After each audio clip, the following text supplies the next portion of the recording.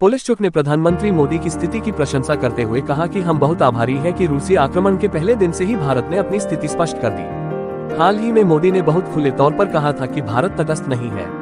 रूस यूक्रेन के बीच जारी युद्ध के बीच अमेरिका के द्वारा हाल ही में भारत के खिलाफ टैरिफ को लेकर कार्रवाई की गई। प्रेसिडेंट डोनाल्ड ट्रंप का मानना है कि भारत रूस से लगातार तेल खरीद रहा है, इसके कारण ये युद्ध अनवरत जारी है।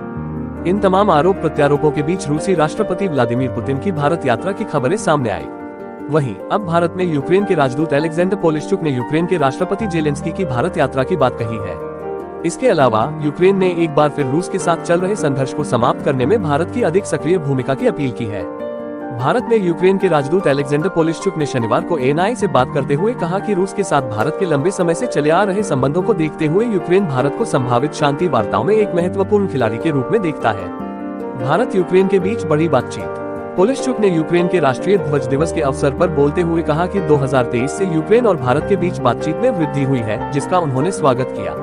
उन्होंने प्रधानमंत्री नरेंद्र मोदी के इस बयान की भी सराहना की कि भारत युद्ध में तटस्थ नहीं है, बल्कि दृढ़ता से शांति, कूटनीति और राजनीतिक संवाद का समर्थन करता है।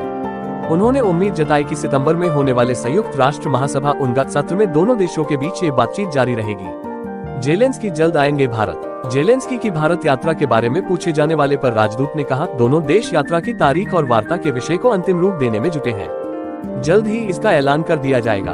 भारत यूक्रेन के पुराने संबंध। यूक्रेनी राजदूत ने द वीक में एक लेख लिखकर भारत यूक्रेन संबंधों के बारे में चर्चा की है।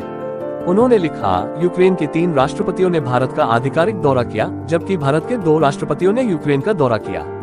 2021 तक यूक्रेन पर रूस के पूर्ण पैमाने पर आक्रमण से पहले द्विपक्षीय व्यापार लगभग 3.4 अरब तक पहुंच गया था।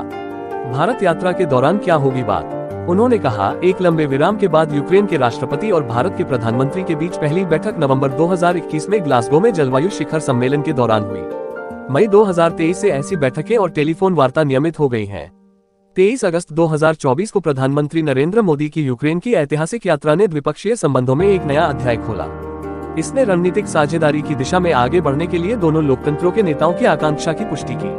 आज दोनों देशों के विदेश मंत्रालय और राजनयिक मिशन इस साझा उद्देश्य को लागू करने के लिए लगन से काम कर रहे हैं। राष्ट्रपति जेलेंस्की की भारत की आगामी यात्रा के दौरान रणनीतिक साझेदारी के लिए एक रोडमैप पर हस्ताक्षर किए जा सकते हैं।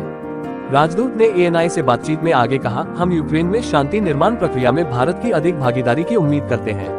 मेरा मानना है कि हमारी सभी बैठकें इस बात पर चर्चा का हिस्सा होंगी कि भारत सीधे या परोक्ष रूप से रूस के साथ राजनीतिक बातचीत में कैसे शामिल हो सकता है।